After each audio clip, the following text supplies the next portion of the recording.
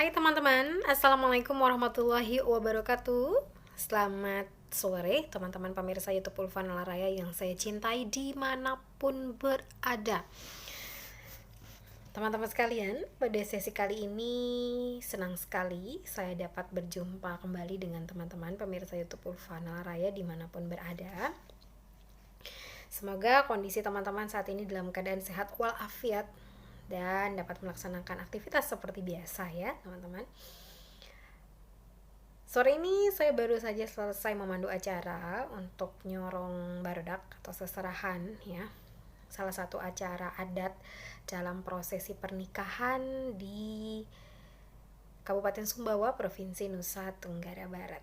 Saya pikir di tempat teman-teman yang lain juga pasti ada acara semacam ini. Jadi mungkin acara namanya sorong serah, lalu acara hantaran, atau nama-nama lain yang berbeda. Pada hakikatnya sama saja, yaitu keluarga dari calon mempelai laki-laki beserta calon mempelai laki-laki biasanya bertandang ke rumah calon mempelai wanita beserta keluarganya dengan membawa barang-barang hantaran. Meskipun bukan merupakan suatu hal yang wajib, namun di beberapa daerah dianggap sebagai suatu penghargaan kepada calon mempelai perempuan dan juga keluarganya ya. Nah teman-teman, pada sesi kali ini saya akan berbagi dengan teman-teman salah satu materi yang saya anggap cukup penting dalam kelas bicara atau kelas public speaking. Semoga pada sesi kali ini teman-teman sudah mengikuti tayangan-tayangan saya sebelumnya terkait dengan kelas bicara atau kelas public speaking.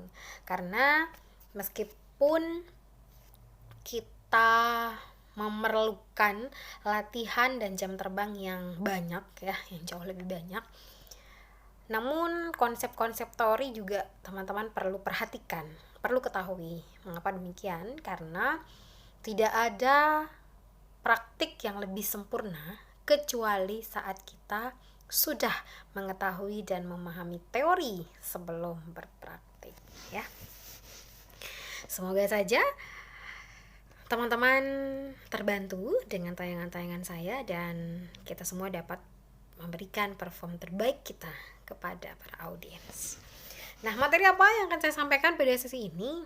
Jika dilihat dari sesi kelas bicara atau kelas public speaking, ini adalah sesi ke-24 teman-teman terkait dengan kelas public speaking atau kelas bicara. Namun sebelum saya masuk ke materi yang ke-24 ya, tepat ke dua lusin ya kalau kita hitungan barang ya, ini materi yang ke-24. Saya ingin menyampaikan terlebih dahulu kepada teman-teman bahwa penting artinya kita memahami medan dan mengatasi diri kita sendiri tentang hal-hal yang dapat menghambat kita memberikan perform terbaik. Ya, hal ini berkaitan sekali dengan materi ke-24 yang akan saya sampaikan saat ini. Apakah itu, teman-teman sekalian? Hal tersebut adalah gugup, teman-teman. Nah, pada sesi sebelumnya saya sudah pernah menyampaikan tips bagaimana mengatasi grogi. Itu dalam bentuk teori-teori yang bisa teman-teman praktikkan dan teman-teman analisis atau teman-teman pelajari.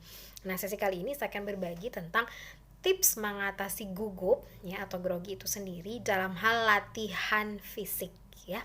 Jadi latihan fisik tersebut juga meliputi panca indera kita ya, termasuk juga vokal dan lain sebagainya. Itu yang akan saya bagi pada kesempatan kali ini. Semoga ini bermanfaat bagi teman-teman semua yang sering merasa grogi atau gugup pada saat harus tampil di hadapan umum. Nah, teman-teman sekalian, apa sih sebenarnya gugup tersebut ya?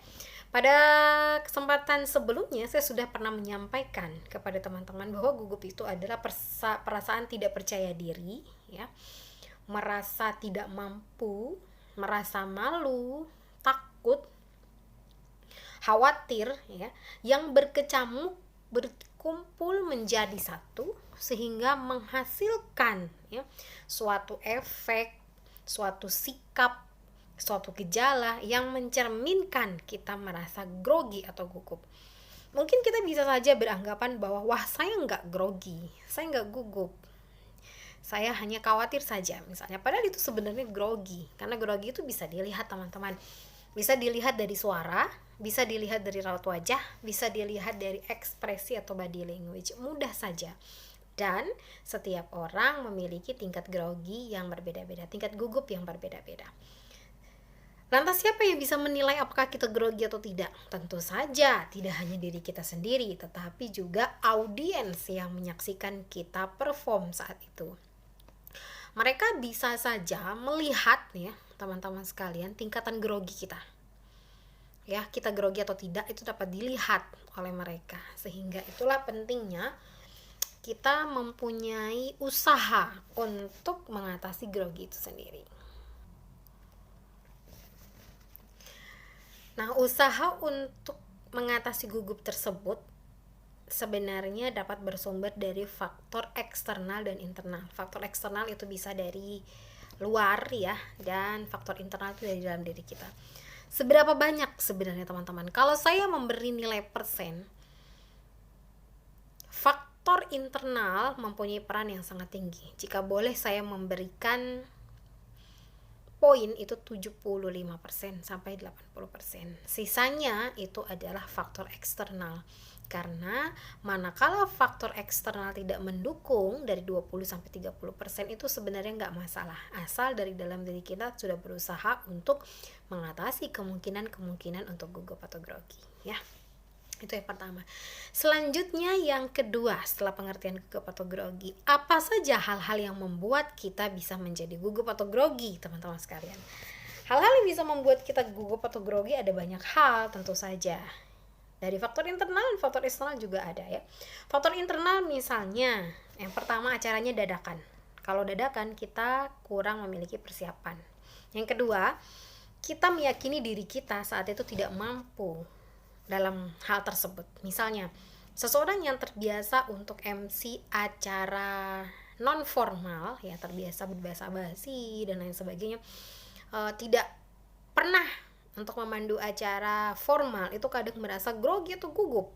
Apakah saya mampu, apakah saya bisa karena saya belum pernah. Atau sebaliknya, ketika seseorang hanya fokus untuk memandu acara formal, maka ketika diminta untuk memandu acara non formal akan merasa ragu juga dengan kemampuan dirinya sendiri. Apakah saya mampu untuk membangkitkan suasana? Apakah saya mampu membangkitkan menumbuhkan semangat, memeriahkan acara seperti itu? Apakah nanti guyonan-guyonan saya tidak akan garing, tidak akan terasa kaku? Itu ya. Saat acara yang pertama dadakan. Yang kedua, tadi kita tidak merasa mampu untuk memandu acara tersebut. Atau pada saat misalnya teman-teman diminta untuk sambutan atau mengisi acara, itu tentu saja pasti teman-teman akan merasa ragu apakah teman-teman bisa atau tidak ya. Selanjutnya yang ketiga yang dapat menyebabkan kita gugup ya atau grogi, apa sih sebenarnya teman-teman? Yang mendasari adalah ketidakyakinan akan kemampuan dan kemauan kita sendiri. Hati-hati, ketidakmauan dan ketidakmampuan adalah dua hal yang berbeda. Ada orang yang mampu, namun tidak mau untuk mencoba. Ya, sebenarnya dia mampu. Atau ada juga orang yang memiliki ketidakmampuan, tetapi dia mempunyai keinginan dan kemauan yang besar. Jika diminta, teman-teman akan pilih yang mana? Mau, mampu tapi tidak mau, sebenarnya mampu tapi tidak mau, atau tidak mampu tetapi mau. Saya tentu saja bersepakat dengan teman-teman ya, akan memilih pada proses ketidakmampuan, namun saya mau punya kemampuan. Tidak punya kemampuan, namun punya kemauan. Karena ketika kita punya kemauan, tentu saja kita akan mempunyai minat untuk belajar. Belajar itu bisa dari mana saja teman-teman. Bisa dari teman atau sahabat yang sudah senior, yang punya jam terbang tinggi. Bisa dari YouTube seperti ini teman-teman lakukan saat ini. Bisa juga dari coaching singkat mungkin ya. Atau teman-teman membaca referensi atau menonton host-host yang sudah biasa dan memiliki jam terbang yang tinggi juga. Dan paling penting adalah orang-orang yang dulunya tidak mampu, tetapi akhirnya hari ini mau bermetamorfose menjadi sosok-sosok speaker yang luar biasa hebat. Oke, teman-teman? Nah, setelah mengetahui hal tersebut, maka apa saja?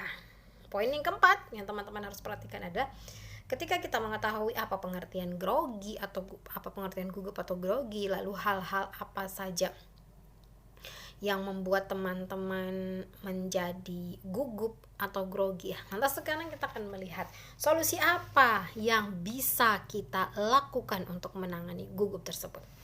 Gini, sebelum sampai ke solusi ya teman-teman, teman-teman kan merasa, kok saya gugup ya, saya udah latihan tapi saya kok gugup-gugup aja ya. Saya udah baca nih, tapi saya gugup-gugup aja. Saya udah latihan, 2 coaching, tapi tetap gugup. Saya udah nonton YouTube-nya Mbak Ulfana Larai, tapi tetap gugup. Udah coba semuanya, tipsnya yang disampaikan sebelumnya udah coba, tapi masih gugup. Lalu saya sudah belajar, sudah coaching singkat, sudah belajar sama yang senior, sudah semuanya saya coba, masih saja gugup. Apa yang harus teman-teman lakukan? Tetap berjuang untuk menaklukkan tantangan tersebut tanpa gugup. Ya, mengapa demikian teman-teman sekalian? Karena jika hari ini teman-teman punya 5 kendala, maka besok ketika teman-teman berusaha akan tersisa 4 gejala gugup yang ada. Ya. Besok coba lagi akan punya 3 gejala gugup yang ada. 2 gejala gugup, 1 akhirnya habis teman-teman. Yang ketiga ya. Yang keempat teman-teman sekalian, yang keempat adalah ciri-ciri atau gejala gugup yang biasa teman-teman lihat atau yang biasa kita rasakan nih ya sebagai speaker, atau yang biasa teman-teman lihat juga di orang-orang ya. Setelah ini kita akan masuk ke tips menangani gugup ya, berbeda dari sebelumnya dong tentunya ya. Kita terus jangan lupa sebelumnya subscribe, like, dan share teman-teman sekalian, komentar ya untuk teman-teman yang sekiranya menginginkan saya sampaikan tentang topik apa yang teman-teman butuhkan ya. Subscribe, like, dan nyalakan lonceng agar selalu mendapatkan notifikasi dari saya ya. Nah, ciri-ciri gugup yang biasa banyak kita jumpai apa sih teman-teman? Pertama, suara bergetar. Itu yang paling enak sekali dilihat atau didengar. Didengar. Mau tidak pakai mikrofon itu terdengar bergetar. Pakai mikrofon itu jauh lebih terdengar lagi. Apalagi kalau misalnya sound systemnya itu, mikrofonnya itu echonya tuh besar, gaungnya tuh besar. Sudah kan. Bapak Ibu hadirin yang kami hormati, selanjutnya marilah kita dengarkan. Nah, rasanya seperti itu, meskipun tidak separah itu ya, tapi tetap akan kedengaran di sini teman-teman sekalian. Jadi getaran-getaran itu biasanya terdengar. Beda loh getaran dengan warna pita suara, karena warna suara orang-orang itu kan nggak sama. Tapi untuk getaran teman-teman sekalian ya, untuk getaran pada saat suara teman-teman bergetar itu berbeda dengan warna suara yang memang punya vokal yang agak kecil ya, terus nadanya agak turun, itu kadang beda terdengar, tetap terdengar beda dengan getaran ketika kita merasa gugup ya. Nah, selanjutnya teman-teman sekalian, yang kedua, ciri gugup yang mudah sekali kita jumpai adalah apakah itu? Kita akan melihat pada pandangan mata. Itu bisa dilihat. Kita bicara dulu dari panca indera ya. Ini pandangan mata ini kadang fokus hanya ke satu tempat. Bapak Ibu hadirin yang kami hormati, itu fokus banget. Fokus sekali, arahan mata tuh hanya ke satu titik. Padahal audiensnya banyak. Kita enggan ke kanan, enggan ke kiri, enggan ke samping, enggan ke selatan, ke barat, itu enggan. Sebenarnya bukan nggak mau, tapi takut, khawatir kita ngeblank, kita gugup, siapa tahu ke sana terus kita lupa. Itu yang teman-teman khawatirkan. Jadi kadang pandangan fokus mata tuh hanya berada pada satu titik, padahal audiensnya banyak. Ya, itu yang kedua. Yang ketiga paling enak dilihat juga ya adalah teman-teman bahasa tubuh yang lainnya. Bahasa tubuh yang lainnya adalah minim sekali gerakan tangan. Minim sekali gerakan tangan. Bapak Ibu hadirin yang kami hormati, Bapak Ibu hadirin yang kami hormati. Bapak Ibu hadirin yang kami hormati, boleh, presenter boleh banget menggunakan gerakan tangan ini sebutuhnya untuk meyakinkan pada part-part yang memang kita butuhkan, pada bagian-bagian yang memang kita butuh penekanan teman-teman sekalian. Penting sekali itu. Ya, kadang kita melihat hanya monoton, nggak ada gerakan tangan. Yang keempat, gerakan atau mimik wajah. Ini nggak ada. Bapak Ibu hadirin yang kami hormati, mana yang enak dengan Bapak Ibu hadirin yang kami hormati? Mana yang enak atau Bapak Ibu hadirin yang kami hormati? Kita yakini bersama bahwa pernikahan sejatinya terjadi antar dua keluarga, bukan antar dua manusia saja. Nah, gitu kan? Lebih enak daripada Bapak Ibu hadirin yang kami hormati, sejatinya pernikahan adalah yang enak. Satu tempat, ininya mimiknya nggak ada, gerak. Satu aja lebih enak yang mempunyai mimik. Itu yang keempat. Itu kita udah gugup, itu kelihatan kita gugup. Jadi kita ngerasa bahwa orang perhatiin kita. Ya. Yang kelima ciri gugup itu adalah kalau membawa kertas itu bisa bergetar. Sebentar ya teman-teman. Misalnya nih kertasnya nih. Nah, kertasnya nih misalnya ya. Nih kertas nih. Ini apa sih? Sertifikatnya dia nih. Nih misalnya kayak gini kertas, bawa kertas kan, kerepean kayak gini kan. Nah, kan biasanya kalau orang lagu gini. Hadirin yang kami hormati, selanjutnya marilah kita dengarkan bersama sambutan penyerahan mewakili keluarga besar calon mempelai laki-laki Puji Ahmadi.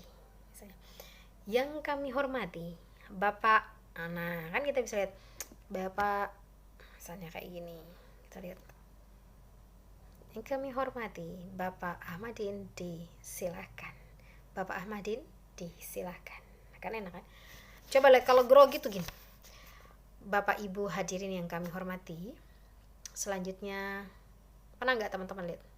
Beda ketika tremor atau getaran itu dilakukan atau terjadi pada orang tua.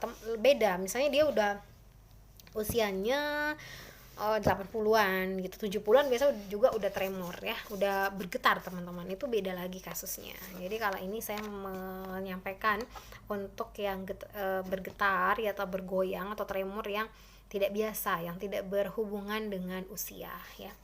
Seperti ini getar dia. Kayak gini ya. Kelima. Terus yang keenam, apa saja teman-teman? Fokus mata pada tulisan. Itu sudah gugup, menunjukkan benar-benar gugup kita. Bapak Ibu hadirin yang kami hormat, baca aja terus. Padahal pas latihan udah ada angkat kepala, ada lihat, ada angkat kepala dilihat. Tetapi ternyata pada on stage itu baca terus, udah menunjukkan bahwa kita gugup, teman-teman sekalian ya. Selanjutnya ciri mana saja yang menyatakan kita gugup, teman-teman sekalian ya. Yang ketujuh adalah wajah tegang. Ini tegang banget nih Bapak Ibu. Nyaris kita nggak ada senyum. Beda dengan mimik tadi. Nyaris kita nggak ada senyum sama sekali. Itu kita menunjukkan kita gugup, kita benar-benar takut salah gitu. Padahal sebenarnya manusia itu tidak lepas dari salah dan hilaf. Andai pun kita salah, kita masih bisa mengungkapkan atau mengucapkan dengan kata mohon maaf, saya ulangi gitu. Misalnya kita salah baca nih, kita harusnya sambutan penyerahan, tapi kita ternyata sambutan penerimaan. Kita baca dulu, harusnya penyerahan dulu dong, serah dulu dong baru terima. Tapi karena kita efek gugup, lalu kita salah baca, nggak ada salahnya kita bilang mohon maaf, saya ulangi, mohon maaf, saya ulangi, Bapak Ibu sekalian. Kan enak teman-teman, nggak yang aduh, jangan panikan gitu, panik ya. Jadi tuh, sama dengan ciri ke-8 adalah panikan ketika terjadi kesalahan. Itu dia cerminan dari gugup. Itu karena efek kita terlalu gugup, grogi yang berlebih, sehingga ketika kita salah kita menganggap bahwa itu adalah hal yang fatal dan sudah nggak bisa dibenarkan. Itu yang salah. Teman-teman beranggapan bahwa kita adalah manusia yang sempurna. On stage semua harus benar, mulai dari part A sampai part Z ya, part 1 ya. Kita harus benar sampai part 10 gitu ya, 1 sampai 10, A sampai Z. Teman-teman maunya itu perfect, nggak ada celah. No, teman-teman, kita bukan malaikat yang tidak pernah salah, yang tidak mungkin salah. Kita bukan rasul yang tidak pernah salah dan hilaf. Kita adalah manusia biasa yang tidak lepas dari salah dan hilaf. Caranya gimana teman-teman sekalian? Pada saat on stage gitu ya, bukan merupakan hal yang haram hukumnya ketika kita melakukan kesalahan lalu kita meminta maaf dan meralat. Misal, harus kita menyebut Bapak Ibu hadirin yang kami hormati, selanjutnya mari kita dengarkan bersama sambutan penerimaan mewakili keluarga besar calon mempelai laki-laki. Pas lihat lagi baru sadar kan salah, kok penerimaan padosnya penyerahan dari yang laki-laki ke perempuan. Mohon maaf, kami ulangi Bapak Ibu sekalian.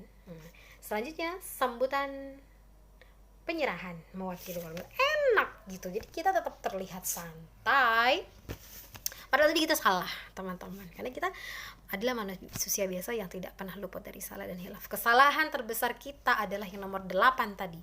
Ketika kita merasa diri kita salah, kita makin gugup, kita makin panik, dan kita kadang sudah gak mau nyoba lagi.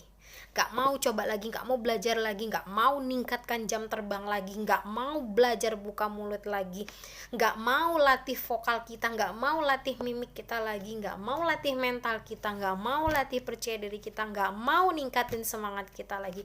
Semuanya berhenti sampai di situ hanya karena 1, 2, 3 kesalahan yang kita lakukan on stage atau di panggung. No, teman-teman sekalian, ini bukan hal atau tindakan yang benar, teman-teman. Ya, sebab dari kesalahan kita akan belajar banyak hal. Dari kesalahan kita akan semakin kuat, akan semakin hebat, akan semakin percaya diri, akan memiliki segala ekspektasi di luar bahkan yang pernah kita bayangkan sebelumnya. Percaya sama saya, teman-teman sekalian. Ya. Itu tadi 8 hal ya yang dapat teman-teman lihat ketika seseorang bisa gugup. Nah, yang kelima, poin yang terakhir teman-teman sekalian adalah apa yang bisa teman-teman lakukan untuk menangani gugup tadi, teman-teman sekalian. Nah, pada sesi kali ini saya ingin menjelaskan hal yang simple, mencontohkan hal-hal yang simple, karena sebelum ini saya juga sudah pernah memberikan tips grogi kepada teman-teman. Terima kasih kepada pemirsa YouTube Ulfa Nalaraya atas respon positifnya yang luar biasa. Sampai dengan saat ini per Maret 2022 sudah sampai dengan lebih dari 2000 jam tayang ya 2000 tayangan untuk menonton tips untuk mengatasi grogi yang pernah saya sampaikan di episode sebelumnya. Artinya teman-teman mempunyai keinginan dan semangat untuk jauh dari grogi tersebut. Nah, itu adalah hal-hal atau tips-tips yang bersifat teori yang teman-teman bisa pelajari, bisa resapi, dan teman-teman akan coba nanti ketika on stage ya. Nah, kali ini saya akan berbagi solusi apa permasalahan yang saya sampaikan tadi dengan teman-teman terkait dengan tips mengatasi gugup mengenai latihan fisik ya. Latihan fisik ini teman-teman saya bagi menjadi 3 bagian. 3 bagian simpel adalah indera inti kita ya. Adanya itu di bagian kepala sampai leher. Saya memberinya ini adalah bagian 1 ya. Bagian E ya ini. Yang kedua, itu latihan fisik yang ada di bagian badan ke bawah. Mulai dari bagian leher ini teman-teman ke bawah sampai kaki. Ya, termasuk ekstremitas ya. Termasuk alat gerak kita bagian atas dan bagian bawah. Itu part yang kedua. Nah, bagian yang ketiga ya, yang tidak kalah penting, saya memberikan latihan fisik kepada teman-teman, yaitu berkaitan dengan bagian sini dan bagian sini. Apa itu? Yaitu bagian hati dan bagian pikiran. Agak abstrak, tetapi nanti saya akan jelaskan kepada teman-teman. Ini tips ala saya ya. Saya sudah beberapa hal untuk mencoba hal ini sejak dulu ya. Dari saya MC sekitar TK, usia TK 0 besar, saat itu saya sudah bisa membaca teman-teman. Dari saya sudah MC acara perpisahan purna siswa kakak kelas saya dulu ya, waktu TK ya, terus SD, SMP, SMA, kuliah, kerja sampai dengan hari ini ya. Alhamdulillah saya sudah mempraktekkan hal ini dan juga saya sampaikan atau saya tularkan kepada siswa-siswa saya ya, alumni dari kelas bicara atau kelas public speaking Ulfa Nalaraya. Semoga bisa bermanfaat ya teman-teman sekalian. Kita mulai teman-teman. Yang pertama, kita akan fokus di bagian kepala ya. Teman-teman silakan menggunakan hal ini bisa teman-teman praktikkan ketika teman-teman akan bersiap-siap melakukan perform ya. Kalau misalnya teman-teman tersebut butuh make up gitu ya, butuh di rias gitu ya, maka bisa dilakukan sebelum proses rias dilakukan 1-2 jam bisa teman-teman lakukan. Dan latihan ini juga bisa teman-teman lakukan secara berkala. Ini yang paling penting harus sebelum acara dilaksanakan, boleh sebelum make up. Yang kedua, takutnya nanti kalau sudah make up teman-teman, kalau yang pakai soft lens, kalau yang pakai ini semuanya kan nanti agak yang rusak-rusak atau luntur ya, sebaiknya nanti sebelum make up aja. Kecuali kalau yang nggak make up, nggak pakai aksesoris yang berlebih, boleh sebelum acara. Itu untuk kapan dilakukan. Nah, yang kedua, nanti teman-teman juga bisa melakukan latihan rutin ya teman-teman sekalian. Hal ini bisa teman-teman terus lakukan, coba untuk 2 kali seminggu ya. bisa juga untuk yang 3 kali seminggu, bisa juga tiap hari bangun pagi sama dengan sebelum tidur. Jadi ini proses relaksasi yang akan meningkatkan imunitas kita terhadap anti gugup. Oke, kita coba sekarang kita fokus di bagian kepala ya teman-teman. Ini saya misalnya mau perform nanti malam, maka ini sore ini saya sudah bisa melakukan relaksasi untuk mencegah gugup. Untuk di bagian kepala ini teman-teman sekalian ya, ini adalah bagian vital yang saya anggap benar-benar vital, terutama di bagian wajah ya. Nah teman-teman mungkin sudah mengenal senam wajah ya, saya juga akan memodifikasinya ya dengan gerakan-gerakan yang memang saya gunakan untuk relaksasi. Yang pertama yang saya gunakan adalah pendekanan di bagian-bagian tertentu. Bagi teman-teman yang sering ke salon ya, para cewek-cewek cowok biasanya setelah facial ya, pemeriksaan wajah itu minta untuk ditotok wajah. Itu bagus. Totok wajah itu bisa narik urat-urat kita ya, saraf-saraf kita tuh bisa bener-bener lancar. Yang biasanya darah-darah kurang lancar itu bagus, totok wajah itu bisa ya. Kalau misalnya kita nggak bisa totok wajah kan otomatis kita nggak bisa dong maksain. Misalnya kita nanti mau on stage nanti malam, kita harus ke salon, nanti malah nggak kejar gitu. Dan biasanya teman-teman untuk ke salon tuh hanya 1 kali sebulan biasanya budgetnya ya. Nggak tahu ya kalau teman-teman yang sekali seminggu. That's good. Caranya adalah ini teman-teman bisa menekan di bagian tertentu. Yang pertama teman-teman bisa tekan di sini ya. Ini bisa nekan ya, pakai jempol juga bisa. Mana yang paling kuat? Saya biasanya pakai ini aja. Saya muter, hitung 1, 2, enak banget tuh pemirsa. 3, 4, 5, 6, 7, 8, 9, 10. Latihan ini nggak lebih dari 5 menit ya, 5 menit. Balik lagi.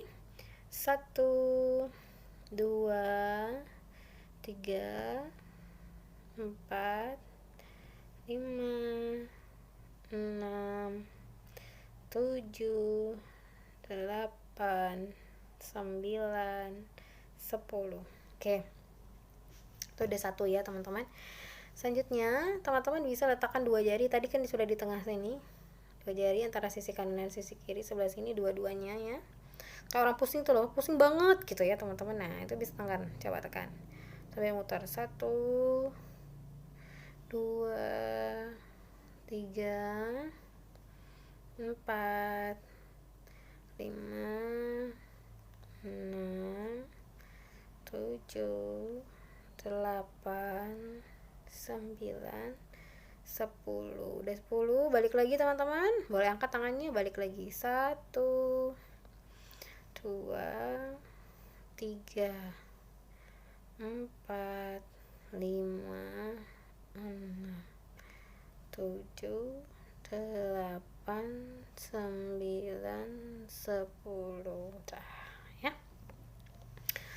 Enak ya rasanya ya teman-teman, ringan. Turun lagi sini teman-teman, ini di sini, nih ya, nih di kayak pusing. Nah muter lagi ke kanan ya, kanan dulu teman-teman. 1, 2, 3, 4, 5, 6, 7, 8, 9, 10. Teman-teman balik lagi, angkat.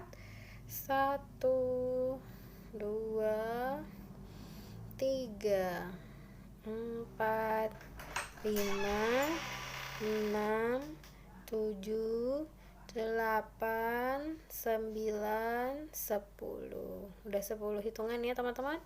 Nah setelah itu teman-teman boleh pindah ke sini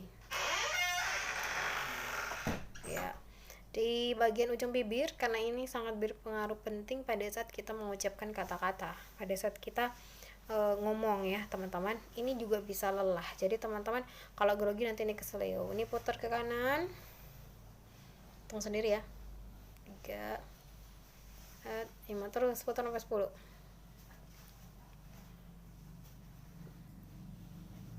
10. Nah teman-teman angkat, balik lagi.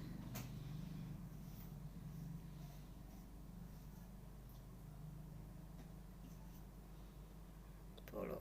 Dah ya, saya percepat ya biar durasinya teman-teman gak terlalu lama. Selanjutnya di ujung hidung sini teman-teman, ya. Ini teman-teman bisa putar. Kan biasanya orang tekan ya. Ini kita putar. 1, 2, ini keras kok teman-teman. 3, 4, 5, 6, 7, 8, 9, 10. Angkat, balik lagi. 1, 2, 3, 4, 5, 6, 7, 8, 9, 10 ya. Satu di bagian mata sini teman-teman, ujung mata. 1, 2, 3, 4, 5, 6, 7, 8, 9, 10. Angkat lagi, balik lagi, putaran ke kiri. 1, 2, 3, 4, 5, 6, 7, 8, 9, 10. Nah, teman-teman, selanjutnya di sini bisa teman-teman ya, tarik 1, agak ditekan, 2, tekan ya, 3 sampai 10, 4, 5, 6, 7, 8, tekan ya, 9, 10. Selanjutnya teman-teman di bagian sini ikuti ya garis pipi. 1, 2, 3, ini sambil ditekan ya. 4, 5, 6, 7, 8, 9, 10. Nah, sudah di bagian wajah. Itu untuk refleksi atau pijatnya. Selanjutnya sekarang untuk gerakan relaksasi di bagian wajah. Coba teman-teman fokuskan ke satu titik sampai 10. 1, 2, 3, 4, 5, 6, 7, 8, 9, 10. Sorry, itu nggak ini ya, nggak boleh kedip ya teman-teman. Fokus satu titik 10 detik.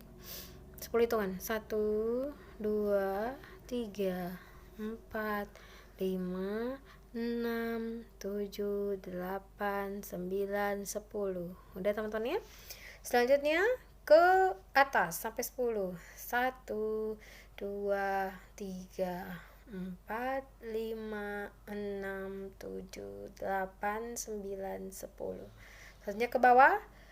Matanya tetap tegak, tapi lihat bawah. 1, 2, 3, 4, 5, 6, 7, 8, 9, 10. Selanjutnya ke kanan. 1, 2, 3, 4, 5, 6, 7, 8, 9, 10. Ke kiri. 1, 2, 3, 4, 5, 6, 7, 8. Selanjutnya putar teman-teman ke kanan dulu. 10. 1, 2, 3, 4, 5, 6, 7, 8, 9, 10. Dari kanan ke kiri ya. Sekarang dari kiri ke kanan. 1, 2, 3, 4, 5, 6, 7, 8, 9, 10. Dah.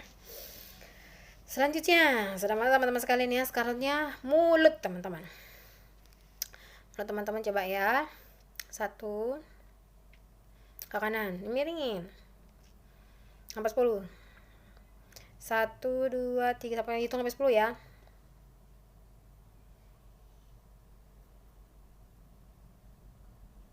Selanjutnya ke kiri 10.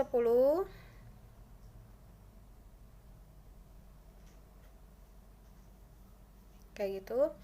Selanjutnya ke bawah 10. Pokoknya sampai ini bergerak.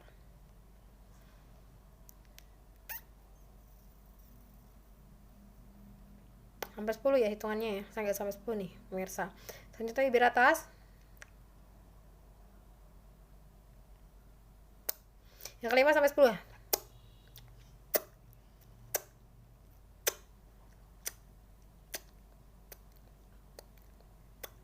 sampai 10. Ini penting supaya bibir kita menjadi lentur, tidak kaku, tidak lama sekali dalam berucap ya, karena biasanya otak sudah berjalan cepat, otak sudah memikirkan dengan cepat, tetapi mulut lama sekali bergerak. Dan sebaliknya, mulut sudah cepat bergerak namun otak lambat berbicara ya, lambat untuk berpikir. Itu nggak connect juga jadinya teman-teman ya. Gimana rasanya? Relax kan? Nah, jadi itu sudah bagian relax di wajah, maka kita akan lebih siap, sehingga nanti kita akan siap menghadapi kemungkinan-kemungkinan yang terjadi pada saat memandu acara atau pada saat berbicara, sehingga akan mengurangi kita pada saat gugup, teman-teman. Itu untuk wajah ya. Sekarang untuk bagian kepala. Teman-teman sampai sama seperti gerakan senam sih sebenarnya. Kalau yang tadi kan memang di luar ke gerakan senam karena fungsinya untuk melatih mimik kita gitu ya, melatih kesiapan kita terutama untuk mengatasi gugup. Kalau di bagian kepala cukup ke kiri ke kanan juga bisa gini teman-teman ya. Jadi bisa ke atas ke bawah dulu, 1 2 3 4 5 6 7 8 9. Hitungannya jangan terlalu cepat ya teman-teman ya. Jadi hitungan seperti detik jam 1 sampai 10. 7 8 9 10. Selanjutnya 10 ke atas. 1 2 3 4 5 6 7 8 9 10. Ya sampai 10 hitungan ya. Selanjutnya ke kanan. 1 2 3 4 5 6 7 8 9 10. Ingat jangan terlalu cepat ya. Oke, 1 2 3 4 5 6 7 8 9 10. Setelah itu putar dari kanan sampai 10. 1 2. Tuh, rasanya lebih enak kan teman-teman ya, lebih rileks. 3 4 5 6 7 8 9 10. Balas lagi 10 ya. Gimana kalau misalnya teman-teman nih yang sudah tidak grogi atau sudah tidak gugup, sudah lancar, tetap juga untuk melakukan relaksasi dalam kurun waktu tertentu untuk menjaga supaya penampilan kita tetap prima dan tetap fit ya. Balik lagi 10. 1 2 3 4 5 6 7 8 9 10. Tuh teman-teman ya. Tuh udah di bagian 1, di part 1 itu bagian kepala. Nggak nyampe 5 menit kok teman-teman. Nih di bagian kepala ini butuh banget, ini kalau udah gitu udah relax banget ya. Apalagi kalau misalnya teman-teman juga bisa yang misalnya buat pijat kepala, kerimbat dan lain-lain juga merelaksasikan kita. Jangan salah, setiap memandu acara atau pada saat kita perform, kita juga butuh recharge, semangat-semangat baru dan motivasi-motivasi baru kita, sehingga kita di hadapan orang tidak menjadi loyo. Karena kita loyo, undangannya juga bisa loyo ya. Nah, selanjutnya untuk bagian kedua, teman-teman, ini sudah bagian pertama.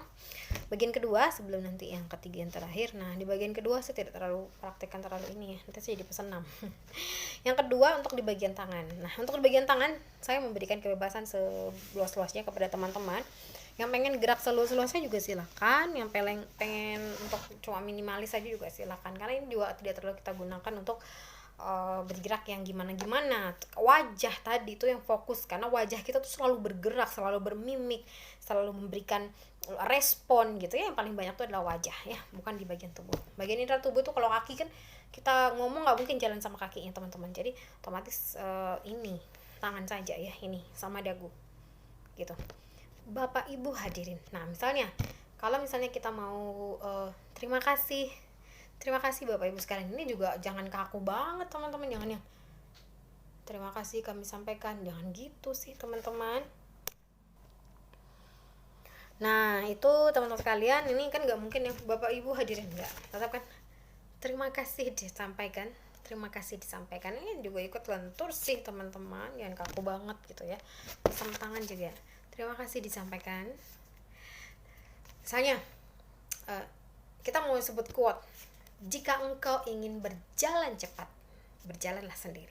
Ini kan goyang sih teman-teman, ini butuh gerakan walaupun dia minim, nggak sebanyak gerakan di wajah kita, di mimik kita, tapi ini tetap ini jangan kaku lah teman-teman ya. Jadi caranya adalah kita butuh relaksasi bahu, jadi 1 kayak senam itulah teman-teman, sampai 10 kan, 2 3 sampai 10 ya, tetap praktekin durasinya ini nih, 2 3 sampai 10. Habis itu samaan ke belakang 1, 2, 3, 4, 5 sampai 10. Habis itu balik lagi dari belakang ke depan 1, 2, 3, 4, 5, 6, 7, 8, 9, 10 ya. Itu tangan sekarang teman-teman. Kalau tangan tuh bisa diginiin. Kadang-kadang kita ini ya sering giniin tangan ya. Nih, lelah banget nih tangannya. nih. Misalnya gitu ya. Bisa kita luruskan, lenturkan, luruskan. Itu kayak orang nari aja ya. Enggak juga, karena kita butuh supaya tidak grogi ya. Ingat tadi supaya kita untuk mencegah gugup. Kita butuh relaksasi kita. Ya, bisalah relaksasi teman-teman ya. Bisa. Enak kan rasanya, lebih enak. Pokoknya hitungan 10 teman-teman bebas berekspresi, pokoknya gerakan aja. Kaki juga gerakan, bisa digini-ginikan kan bisa teman-teman. Karena ini bukan on stage, ini kan belum acara. Masih di rumah, jangan di belakang panggung teman-teman gini, nanti dikira-kiranya gugup beneran. Nanti bilang MC itu gugup. Presentasi itu gugup, jangan di rumah ya. Putar-putar kaki gitu ya. Putar-putar tangan ini juga bisa. Pokoknya ekstremitas dari sini sampai ke bawah. Silakan teman-teman berkreasi. Oke. Selanjutnya untuk bagian ketiga yang paling penting butuh direlaksasi adalah ini dan ini. Ya. Apa itu? Hati dan pikiran teman-teman sekalian. Nah, gimana cara merelaksasi hati dan pikiran kita? Itu sih susah karena abstrak. Yang tahu cara merecharge ya semangat hati dan pikiran kita adalah diri kita sendiri ya. Saya hanya bisa membagikan tipsnya dengan teman-teman sekalian saja. Untuk di bagian hati ya, tentu saja yakinkan diri Anda bahwa diri Anda yang paling bisa, diri Anda yang mampu, diri Anda yang dipercaya oleh kedua keluarga besar, dipercaya orang-orang, adalah yang diyakini mempunyai kemampuan komunikasi yang bagus, kemampuan wawasan yang bagus, dan semuanya ya. Hal itu akan membuat kita menjadi tidak gugup. Yang kedua, ketika di situ ada hal-hal atau orang-orang yang Anda segani, teman-teman sekalian, jangan pernah pandang matanya. Kalau teman-teman merasa gugup atau grogi, teman-teman masih bisa terlihat seperti melihat matanya, orangnya, tetapi pada saat itu Anda mungkin melihat kancing bajunya, atau melihat hijabnya, atau melihat apanya ya. Itu. Jadi hati ini yakinkan, saya bisa, saya mampu, saya oke, saya hebat, saya keren ya. Pokoknya saya bisa gitu. Apakah hal tersebut akan menyebabkan kita menjadi sombong, takabur, atau a priori? No, bukan. Ini hanyalah kepentingan sesaat agar kita tidak akan menjadi gugup pada saat kita on stage itu teman-teman ya. Setelah itu tinggalkan itu lagi teman-teman, belajar lagi, dan belajar lagi, mulai lagi, merendah lagi, bagai ilmu padi lagi ya teman-teman. Nah, selanjutnya di bagian kepala, bagaimana cara merelaksasi? Tadi kan kita udah pijat-pijat nih, udah relaksasi nih teman-teman. Nah, untuk isi otak, bayangkan hal-hal indah ya. Bayangkan Anda sedang berada di, habis ini kita ke pantai, habis ini kita nikmati gunung, habis ini kita nikmati hijaunya sawah, kuningnya padi, dan lain-lain. Relaksasi, seakan-akan Anda sedang berada di tempat yang Anda inginkan, di tempat yang Anda sukai, di tempat yang membuat kita paling merasa istimewa, di tempat yang membuat kita bisa melupakan segalanya. Bayangkan hal tersebut sehingga Anda bisa merelaksasi otak kita, sehingga kita akan mempunyai semangat yang baru untuk memulai hari yang baru dan menerima tantangan baru. Seperti itu ya teman-teman.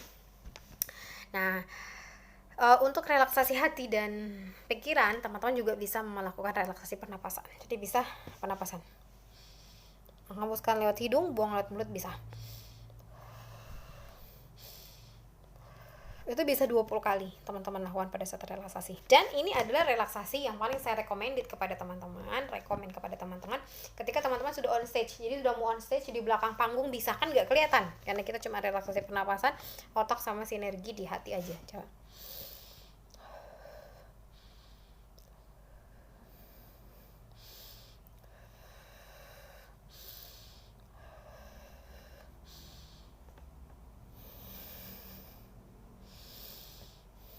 Bisa ya teman-teman, 20 kali.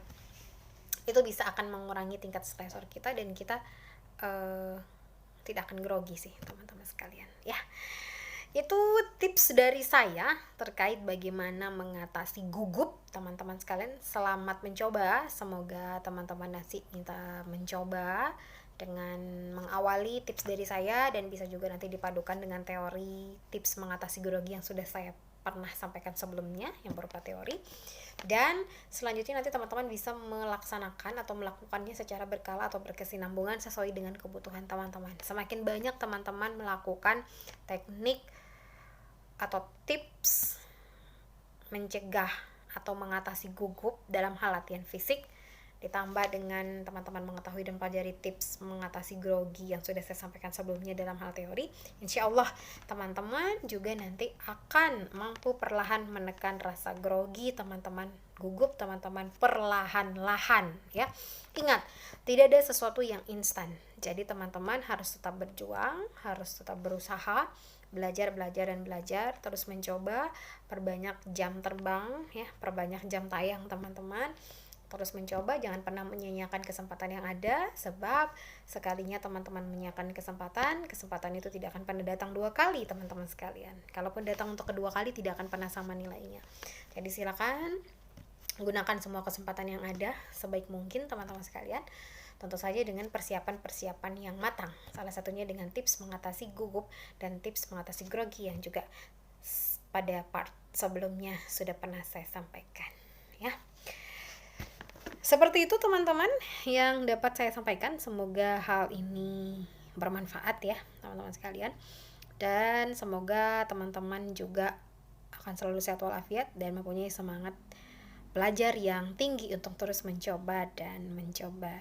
Salam hangat dari saya teman-teman sekalian, Ulfa Nalaraya. Seperti biasa, quote spesial dari saya untuk teman-teman semua, jangan lupa bahagia, jangan lupa subscribe, like, share sebanyak-banyaknya sehingga akan banyak orang lagi yang terbantu untuk mengatasi grogi dan gugupnya, tentu saja dalam menyampaikan sesuatu dan memberikan perform di hadapan umum teman-teman sekalian. Sekali lagi semoga bermanfaat. Sampai jumpa kembali pada tayangan selanjutnya yang tentu saja lebih menarik untuk kita bahas. Silakan teman-teman komentar di bawah di kolom komentar YouTube terhadap materi-materi yang ingin saya sampaikan yang dapat kita ulas secara bersama-sama, atau juga bisa melalui WA saya ke 081237240855 ya, atau messenger saya dan Facebook saya Ulfa Nalaraya, ULVA spasi Nalaraya, atau juga silakan berkunjung dengan follow Instagram saya ulfanalaraya_ng teman-teman sekalian. Insya Allah kita akan bisa sharing secara online teman-teman, dan juga sharing secara offline jika memungkinkan tentu saja. Terima kasih teman-teman sekalian. Salam hangat, salam santun, dan salam jangan lupa bahagia dari saya Ulfa Naraya. Terima kasih sebanyak-banyaknya. Assalamualaikum warahmatullahi wabarakatuh. Bye-bye. Hai, assalamualaikum warahmatullahi wabarakatuh. Pemirsa YouTube Ulfa Naraya dimanapun berada, seantero Indonesia Raya ya, dan juga di seantero jagat raya. Kembali lagi berjumpa dengan saya Ulfa Nalaraya di channel kesayangan dan kebanggaan kita semua, Ulfa Nalaraya. Seperti biasa, sebelumnya jangan lupa subscribe dan nyalakan lonceng untuk mendapatkan notifikasi dari saya, like ya, lalu komentar dan share sebanyak-banyaknya komentar tentang hal-hal yang teman-teman inginkan untuk saya ulas di dalam video-video saya nantinya. Nah, pada kesempatan kali ini saya akan mencoba untuk menjawab atau memberikan contoh kepada teman-teman sekalian terhadap beberapa pertanyaan dari pemirsa YouTube Ulfa Nalaraya terkait, Mbak Ulfa, apakah kami bisa diberikan contoh apa saja yang dapat kami sampaikan ketika kami menjadi speaker pada saat menjadi ketua alumni, seperti itu, ketua ikatan alumni, karena saya merupakan ketua ikatan alumni dari SD, SMP, SMA ya, kata bapaknya ya di salah satu kesempatan.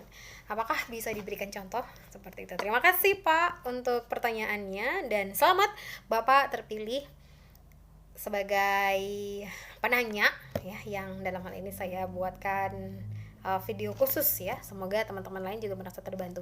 Nah, teman-teman lain yang sekiranya ingin menanyakan terkait dengan public speaking, dengan kelas bicara ya, seputar dunia host, MC, presenter dan lain sebagainya yang berhubungan dengan perform di depan publik, silakan jangan lupa komentar di bawah ini ya, komentar di YouTube Ulfa Nalaraya terhadap materi yang ingin saya ulas. Insya Allah saya akan ulas ya teman-teman sekalian pertanyaan-pertanyaan yang teman-teman inginkan.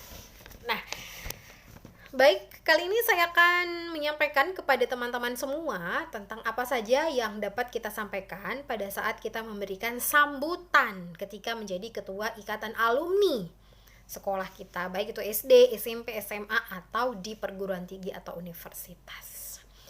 Nah, teman-teman sekalian, seperti saya sampaikan kepada teman-teman sebelumnya bahwa dalam setiap perform apa saja kita harus mempersiapkan pre-acara atau pra-acara, pelaksanaan, dan evaluasi. Ada 3 hal.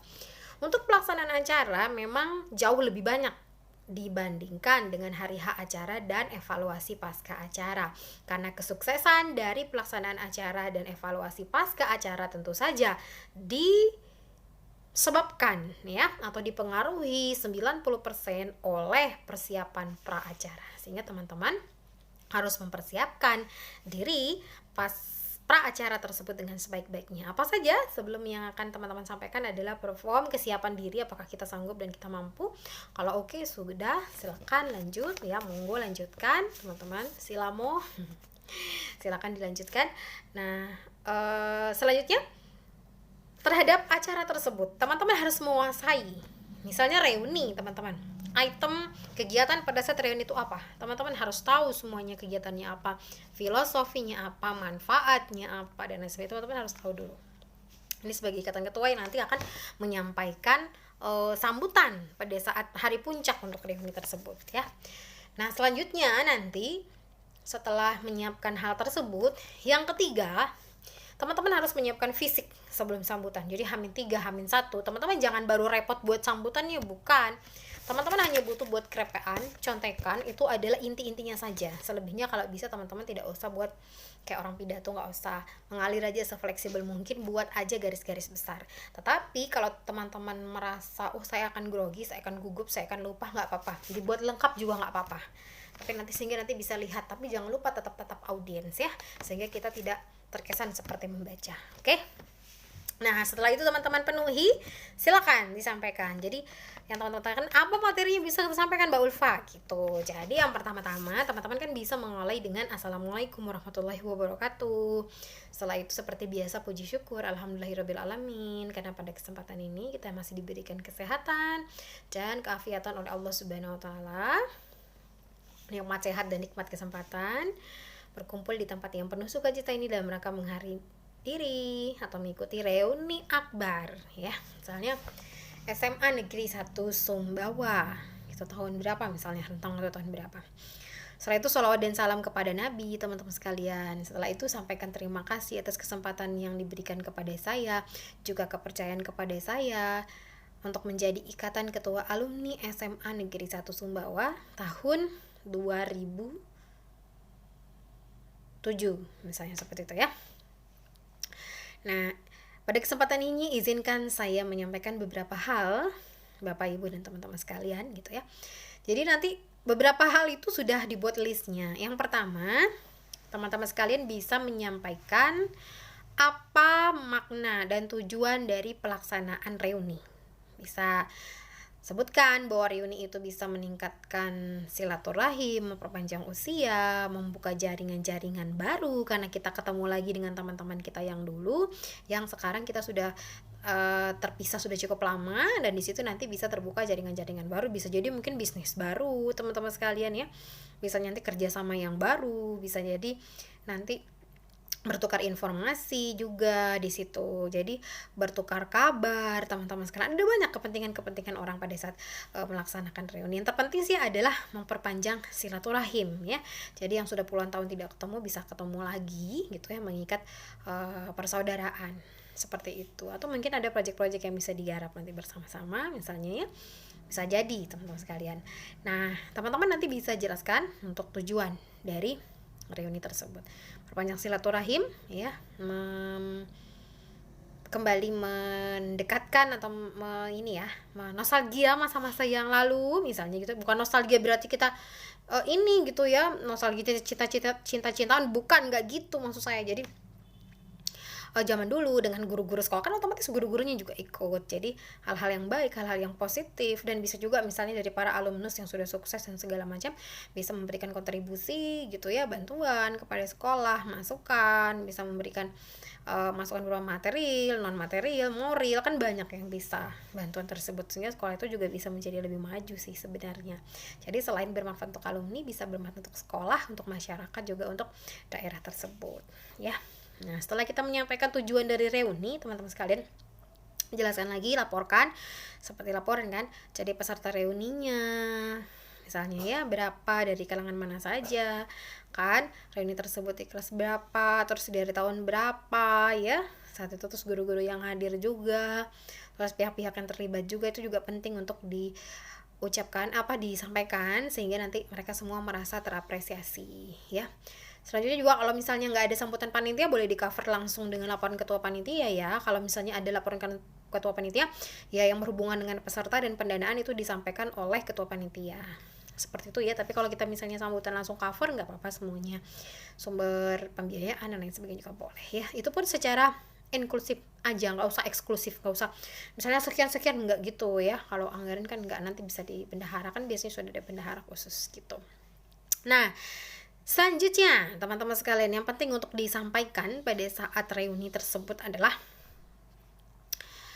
bagaimana kontribusi dan upaya ke depan ya masing-masing kita untuk memberikan dukungan terbaik kepada sekolah gitu.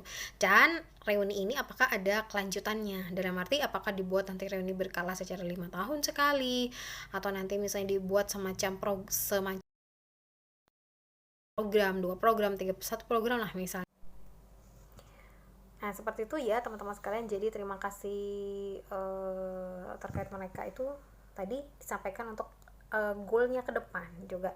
Maksudnya dibuatkan satu program yang bisa mengakomodir dan mempertemukan semua alumni juga di situ. Seperti itu. Jadi kekeluargaannya juga tetap berjalan, jadi nggak sebatas reuni yang sudah dilakukan sekali habis itu hilang kontak lagi gitu ya. Masih tetap semacam arisan dan lain sebagainya, tergantung kesepakatan pengajian. Meskipun semua nggak bisa ikut karena berada di luar kota, kan sesekali pada saat misalnya Idul Fitri pulang kampung itu kadang-kadang bisa, pada bulan Syawal kan masih bisa dijadwalkan seperti itu. Intinya adalah wadah yang masih bisa dibentuk lah gitu. Jadi ada program jangka panjang dan program jangka pendek, itu nanti bisa disampaikan juga dalam sambutan tersebut ya.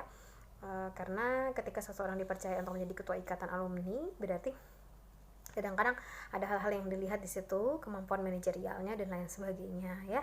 Karena beberapa banyak orang-orang yang sukses ya, misalnya alumni-alumni sudah sukses kan susah dia mau mengakomodir. Bukan berarti tidak punya kemampuan manajerial, tapi tidak punya waktu. Nah, jadi kalau yang menjadi ikatan ketua alumni, selain dia juga punya kemampuan manajerial, dia juga tentu saja diyakini mempunyai kemampuan manajerial juga, maupun dia punya kemampuan lain-lainnya gitu. Waktu maksud saya, punya kemampuan dalam segi waktu gitu. Jadi bisa diatur di situ. Nah, selanjutnya juga pada acara reuni teman-teman sekalian, selain juga acara-acara yang sifatnya sambutan serius seperti itu, juga penting untuk dilakukan permainan, outbound, hal-hal yang sifatnya merekreasi gitu ya, merecharge kembali masa-masa muda, masa-masa bernostalgia kita, masa-masa penuh semangat kita. Kalau misalnya ini udah usianya di atas 50, meskipun masih produktif kan dekat lagi udah nggak produktif tuh gitu. Jadi nanti bisa juga berbicara soal jangka panjang, nanti kalau misalnya udah nggak produktif, apakah reuni ini masih akan tetap, wadah ini masih bisa digunakan. Nanti juga akan bisa menciptakan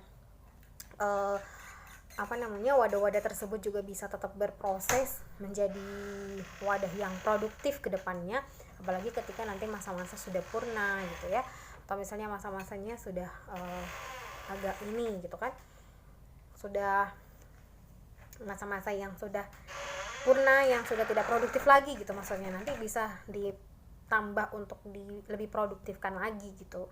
Jadi tetap ada kegiatan-kegiatan yang sifatnya positif seperti itu. Nah, yang paling penting juga teman-teman itu yang perlu disampaikan. Nah, di situ nanti terakhir juga disampaikan kepada semua pihak yang telah membantu proses berjalannya reuni tersebut. Sampaikan jika ada sponsor juga nggak masalah. Jadi semakin banyak diapresiasi, nanti sponsornya juga malah makin banyak teman-teman. Itu juga makan lebih sip gitu, lebih eksklusif, lebih elegan gitu. Misalnya media massa yang meliput juga penting karena apalah kita tanpa media massa yang mengekspos ya teman-teman. Bukan berarti kita pencitraan, tetapi memang tidak ada seseorang atau lembaga pun yang bisa besar dengan sendirinya tanpa dukungan dari lembaga ya. Lembaga media maksud saya. Lembaga media entah itu media massa, terus media cetak, media online atau media apa saja. Yang penting siapa saja pada dasarnya sekarang ini yang mempunyai kemampuan gitu ya untuk mengekspos ya, tentu saja dengan jaringannya masing-masing, dengan medannya masing-masing, dengan followersnya masing-masing itu sangat penting. Jadi kebersamaan dan rasa memiliki kita terhadap reuni tersebut. Sama juga misalnya membuatkan Facebook dari alumni itu juga bisa. Jadi nanti di situ bisa masukkan grup semua, kan banyak tuh. Misalnya kalau angkatannya itu 2007 aja misalnya satu angkatan. Tuh kalau misalnya ada 8 kelas 3 kali 8 240 udah sekitar 250. Kalau kita reuni 3 angkatan aja tuh udah 700. Kalau 4 angkatannya udah 1000 loh teman-teman. Nah itu nanti pasti punya anak lagi, punya suami atau istri lagi, juga orang kepo-kepoin juga ya kegiatan-kegiatan alumni tersebut. Nah di situ juga berbagi informasi sosial, informasi bisnis, informasi kesehatan, informasi apa saja sesuai dengan basic dari masing-masing teman-teman kita. Itu juga sangat penting. Seperti itu teman-teman sekalian ya.